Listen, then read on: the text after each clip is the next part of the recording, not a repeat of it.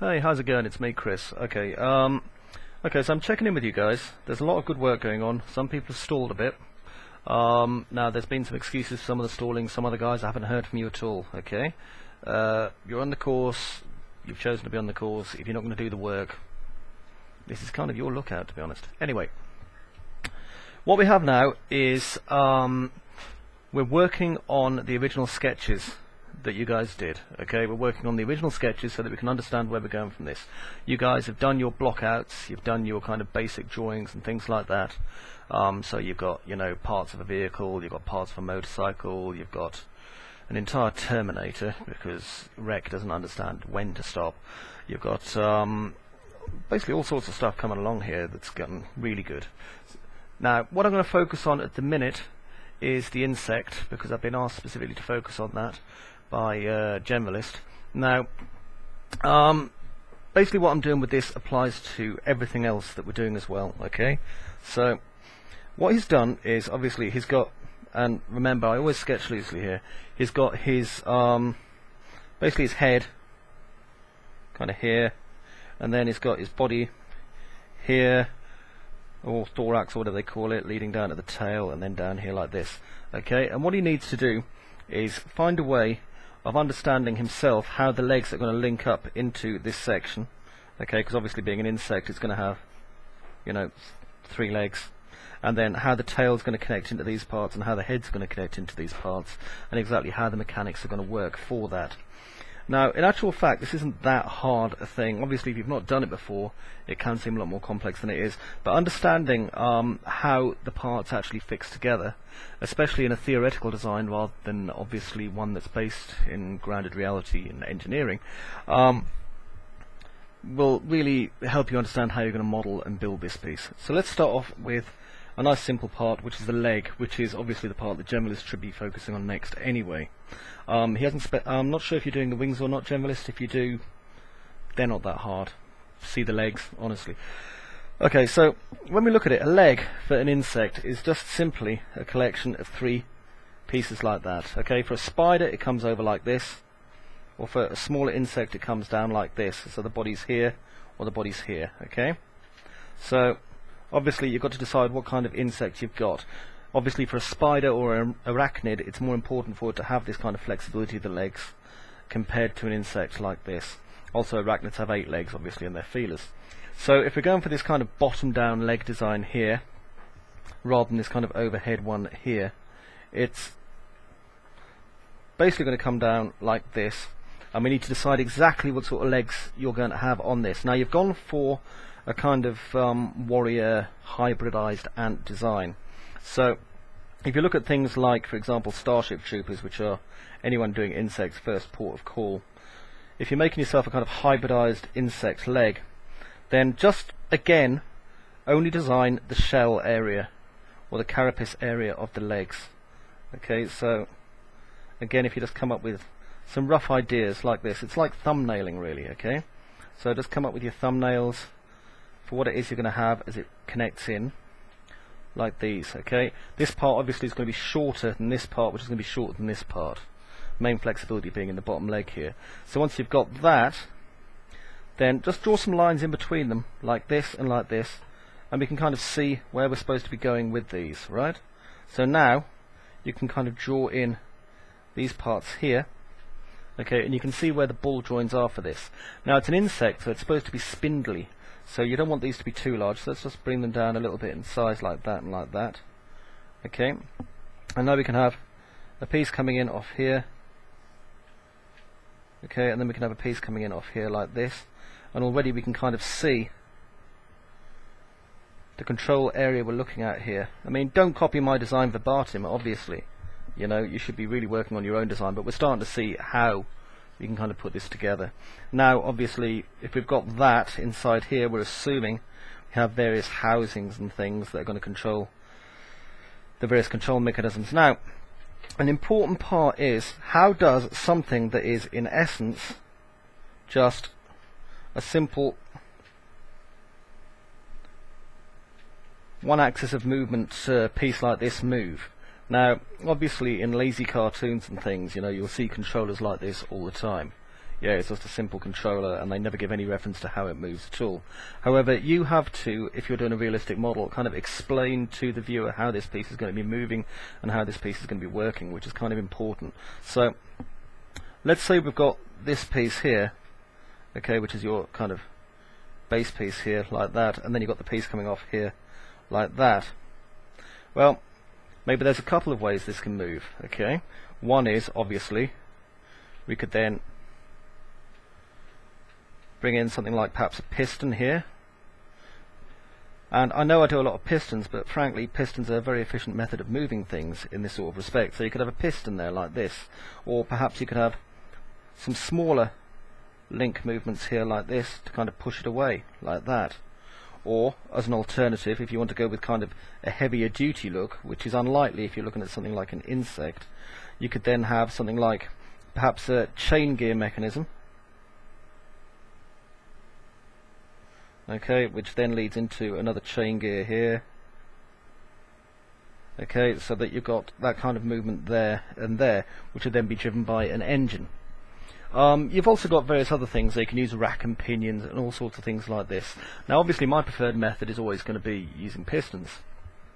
You may not have that kind of love of pistons to me, however for this sort of thing it really is kind of ideal. It doesn't necessarily need to be, it could be kind of a small chain linked drive like that, you see, so that when that comes in we get the movement going that way, which pulls the parts together. But you have to look at this and you have to decide on one particular course of action for how the motoring and the movement is going to be carried out within this. You can't chop and change, you can't have different things in the video, because if you do that you're having a mixture of styles, and ergonomically that doesn't make sense. What I mean by that is, for example, if you have a vehicle, yeah, and you're looking at the suspension, how the suspension works on that, you're not going to have leaf springs and then have like heavy duty industrial pistons and then have air pistons and then have, you know, old fashioned standard round springs on those. You're just going to have one type of suspension for the car usually, I mean, unless it's some sort of mad vehicle. And the whole thing kind of carries through to everything else as well, okay. You kind of stick to one specific type of locomotion for that particular piece. So anyway, let's go back to what I was talking about here. So we've got our leg. Let's just yeah, I do move things around a lot. No, I'm not, sorry. Let's just kind of look at what we're doing then. So we don't need now to draw out the leg. We kind of know what the shell's going to be looking like here. So let's just draw out these parts here. Okay, this part's quite short, this part isn't. And let's just move these here. These are the connecting parts, okay. Now we have to obviously kind of have our bones coming down here. So what I tend to do is I always like this kind of design here. It's quite heavy duty and works really quite well here. So let's say we've got these coming down into here, kind of connecting into there like that. This is rough and ready, remember, it's just so that you kind of understand what you're doing as well. And then let's say down here we have a larger one here that kind of mounts off down into here like that. Okay, so we've got this piece here,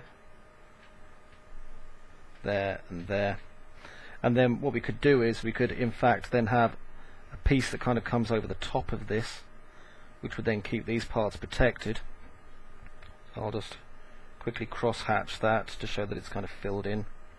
Okay, it's up to you to decide kind of what kind of personal codes you use to understand exactly what your drawing represents. But then over here, where it's going to go over to this part, you can then have this part here and this part here. And I like the fact that they've got different heights going on here, and maybe have that part come out here and then this part here come out. Okay, and these are both going to go into the piece round about here, which is going to connect into something here, which is eventually going to end in a large rounded ball joint. Okay, so it's important to remember that's a rounded ball joint, which is going to go and need to go into a socket in the side of the insect. So now we have these two joints here. Now coming down to here where this ends, let's say this is our end cap. Okay, just here, and perhaps we could make it so it's got like a slight pincer arrangement or something if you wanted to, like that on the end. and then start drawing up our pistons, just freehanding it. Just trying to understand exactly what kind of methodology the people who designed this, if it was people or aliens or whatever, kind of came up with. Okay, so just pin that into there and that into there like that. Okay, so now we've got this kind of structure here going on. And if I just get oh, here we are, piece of paper here, so I can kind of see through it slightly. Okay, because this is heavy duty paper I've got here. Okay, then we can kind of see exactly where parts are going to be coming through. Now obviously, depending on how, you know, alien and how pointy you want it, this insect leg that I'm making here may be longer or shorter than this one. I think probably for generalist's design, I mean, you know, if we look at these pieces here, he's probably going to be wanting a slightly more elongated, thinner leg. But I mean, this is just really a reference. I don't want you using my direct idea here. Okay, but if I add this part here, okay, like that, and I've got some nice negative space there, which is always popular. It seems to be very fashionable at the moment, the negative space. And then perhaps over here, negative space is basically where you can see through something. They loved that in the Transformers movie. It made them very excited. Negative space, ooh, buzzword. Okay, down to there, again another quick lip there, like that, and then over to here. Perhaps we could add like just a little bit of horning here and here. And then over to there, like that. And then if we just leave this part visible, you see, then when it comes to this, you're going to see through this, you're going to have like pistons visible. Okay, and then you're going to have this box here. Okay, before we get onto this rounded area here, so you can see how that kind of comes across. And the same here, we're going to have this kind of rounded part here that comes down. So you're going to get to see lots and lots of these kind of mechanical pieces just as they make up this leg. Yeah, like that and like that. Okay, so these parts become more visible, but also you get parts that are going to come in through in here.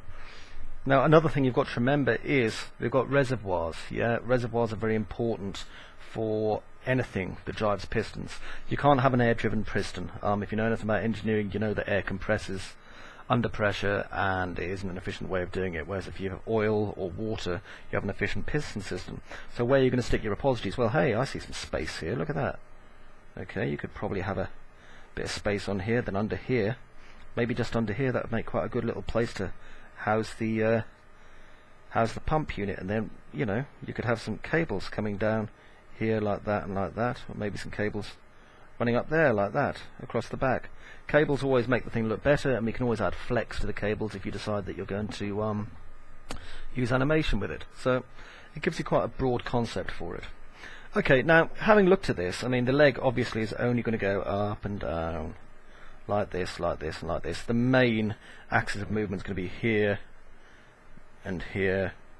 Okay, and of course the up-down movement is going to come from here, so you're going to get most of the thrust from here. It's the same way as your knees and your ankles don't really allow rotation. Yeah, you know, try and hold your hips still and then try and move your leg around. It's great fun. It'll keep you occupied for hours.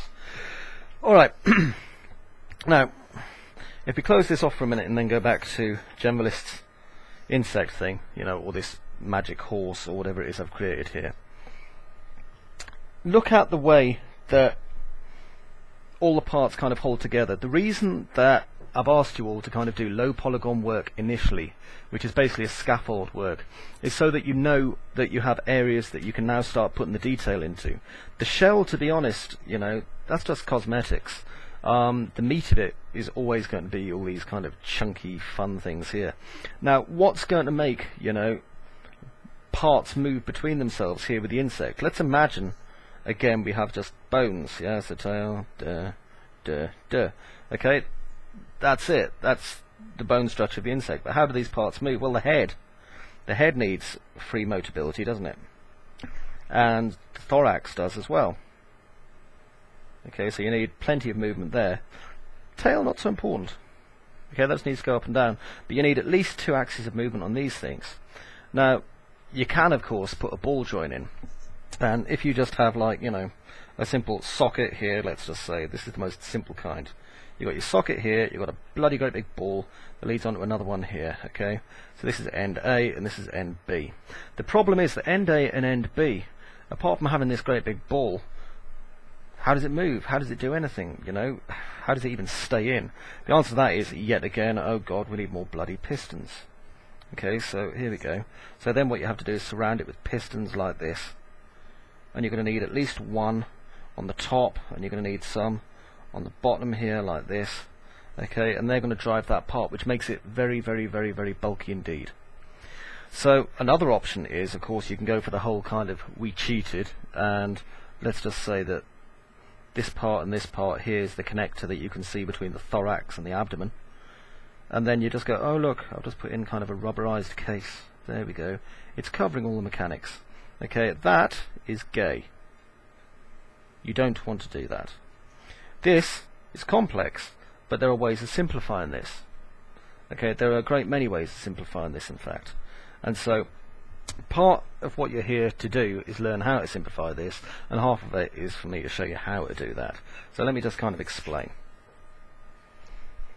Here is how I would get around the problem of joining the thorax, and it gives you a good chance to make lots of lovely engine-y things. Okay, we've got this here as an example, these ball joints. Let's go at this ball joint here, which is going to affix into a cup just here on the insect. Okay, so let's pretend this is our cup here, and this is our ball. So the question is, how do they connect? Good question. Okay, well, first of all, you have to understand what your limits of movement are going to be. Okay, your leg is going to move, in this case, no further than about 70 degrees. Okay, and it's certainly not going to move up more than about 35 degrees, and from side to side it's probably not going to move more than 40 degrees. Okay, so that means you've got limited movement up to about there and there. Okay, so basically you can inhibit movement by that much. Now you have to be careful when you create the cup as well. These are things you really have to focus on. This is why you can't just go ahead and build stuff. You were probably wondering why I sent you off to just build scaffolds and things, but this is an important part of the whole process. Now, if we have our cup and our holder just here, okay, like that, and what I tend to do is I have to, a bit like an I shape, and come straight out like that. So this here is going to inhibit any movement once it hits this part and this part here, yeah? Then what you're going to do is you're going to put a collar around this part, like so. Okay, this collar here won't inhibit movement anymore because that part there is inhibiting movement, this part doesn't matter. Now around this collar we can then put additional parts like this and like this. Alright? Now, if we do this, and then over here, where these go in, we do another one. And then just do this. And that. Like so. Have this on another rotating collar. Okay, which then connects to the cup itself. So these things are going to move together. Like that and like that. Okay, so that's another option that you can use here. And then of course you're going to have one coming in over the top here like that, which is what it's going to look like this, all connected to that collar. So now that's going to kind of, if you imagine, it's kind of going to bend and squeeze and control the rotation that way. Okay, it kind of makes more sense if you've got it built out. So you can then use these, however, is what I'm saying. Now the good thing about those is, how are we going to control movement on these? Well, it's quite easy. All you do is you continue this part out past here and past here, like that and like that, and then down here, this is where we have the control piston. Okay, and the control pistons are directly operating that part there and that part there into there. So these pistons are then working from the reservoir at the back on these, which is hidden away behind the machinery anyway. So it's really entirely up to you whether or not you're going to make it or not. We don't really need to have piston drives on this. These are basically either pulling these out and expanding them out so that these parts are moving out. It's also, if you basically add a spring to these, then they're shock absorbers, okay, which is another good way of doing that.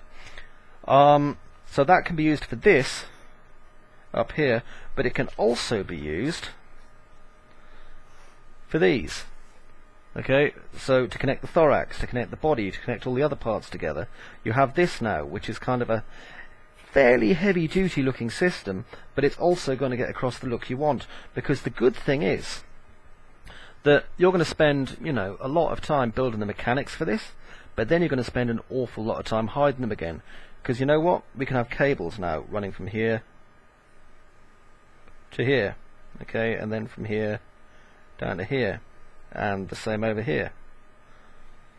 I don't know why it is that people love cables and they seem to think cables should be everywhere. If you had a sports car and it had, like 500 cables hanging down over the windscreen and stuff, you'd probably take it back to the dealership. But with robots, if there's no windscreen, if you have like big bits of metal hanging out that make no sense whatsoever, it's brilliant. Governments just can't get enough of the damn things. So you kind of get where I'm coming from with this, though, hopefully. Okay, let's go across some of the things that aren't kind of particular to generalists that we've kind of learned from this. Okay, we've learned that one, you can't go and build your finished model straight away without doing the scaffolding when it's a complex mechanical piece like this, because you can't tell how it's going to fit together. Now remember what I was saying here about axis of movement. Okay, this is a massively important thing. If you go and look at one of my old tutorials on 3D Palace, go and look up Ultimax, the original one. I mean, I spent a lot of time and a lot of money developing that model basically to be a really cool tutorial, and its main problem, if you look at it, it doesn't have any hips. Concept artists didn't make any, and when I built it, I didn't like go, oh well, I'm going to thrash out the shape and make it all work and it goes like that, and I didn't do that, because if I had done that, I'd realised there weren't any bloody hips, and if you don't have hips, you can't walk. Yeah, so what's the point of having a 360 metre high battle platform if it doesn't have hips? Hips aren't just there to shake your ass around. They're important. And this is why we build scaffolds. We build scaffolds so we understand the movement limitations of our models, we understand exactly where we're going to put the mechanics in, and it gives us a chance to draw it out. And by drawing out the mechanics that we're doing, whether it be a physical existing model such as that amazing motorcycle I really want, or this insect which is creepy as hell, at least you understand now. And you can draw it out this way, and then you can draw it out the other way, so you can understand the thickness that way as well. And you can kind of see it, and then you can like draw out your individual pistons and understand exactly how they're going to connect into parts, and which ones are just going to be one object, and should you have springs there, and where exactly is the sump pump going to go. Yeah? But this is stuff you came at from nothing, and this is how you're going to really evolve what you've got, and this is what's going to make you a better modeler than someone who's just gone, look at me, I've made a robot. First robot I ever made, okay, and I made it as a tutorial. Let me think, it was ball, smaller ball, larger ball, ball.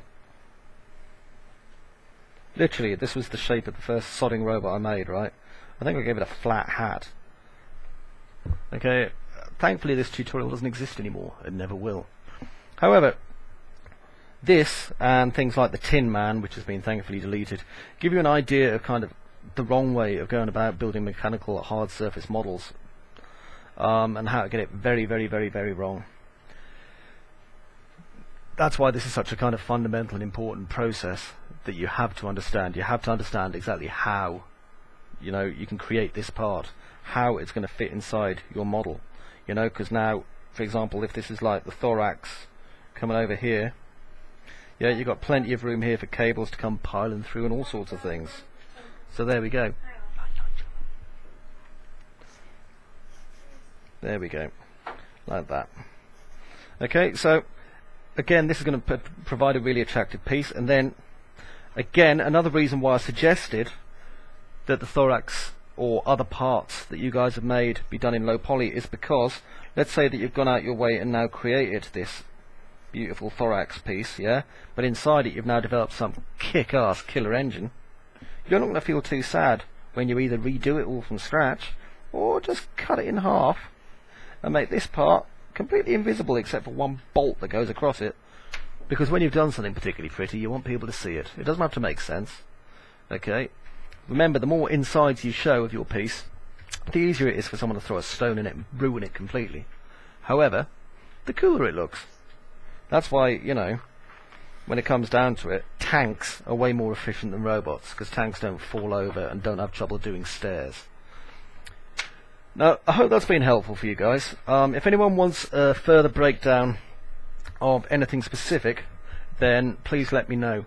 For the motorcycle, because I'm looking at you and I'm looking at your beautiful motorcycle and feeling pangs of love and jealousy, I want you to start, now that you've got basically the chassis done, and you've done a killer job on it incidentally, okay, I want you to kind of use what I've done here and draw out where the parts are going to go inside it. I don't need to see your drawings, but you can post them up. That'd be really cool if you do. And once you've done that, you can start basically blocking in the shapes of the engine parts as they go in. Okay, let's go to Rec and your Terminator. Follow these guidelines, okay? That bloody model you're building was never designed to be anything more than a 1-inch high figure. So you're going to have to look at that, and you're going to have to work out exactly how each of these individual parts move, okay? Because the guys at Games Workshop don't know. And no matter how large a model you get, frankly, it's not going to have this level of detail in it, so look closely. You might want to look as well at other video games and start drawing in exactly how knee servos and other things are going to work, bearing in mind there's a man inside it in a rubber suit. Humvee dude, it's time for you to basically do what the motorcycle guy's doing, okay? I want you to start blocking out the engine and blocking out the central... oh god, I've forgotten what it's called now. The central shaft and axles and wheels. Okay, and also you should probably work on the steering column. I want to see sketches and I want to see blockouts for those. Callow, I want to see you working on that head. Use what I've done here, okay? Work out and sketch out exactly how the parts of the head are going to open and close and get busy. And guy who's working on General Grievous, the same applies, okay? In Star Wars, it was shameful. They didn't really show any of the decent mechanics. You notice he was wearing a big gay cloak? It's because they couldn't work out how he moved. You can. Work out how he moved. Dead easy. I'll see you in the forum. You need one-on-one classes. I'll be available on Thursday, not Friday. Most of Saturday, all of Sunday. Talk to you then. Bye-bye.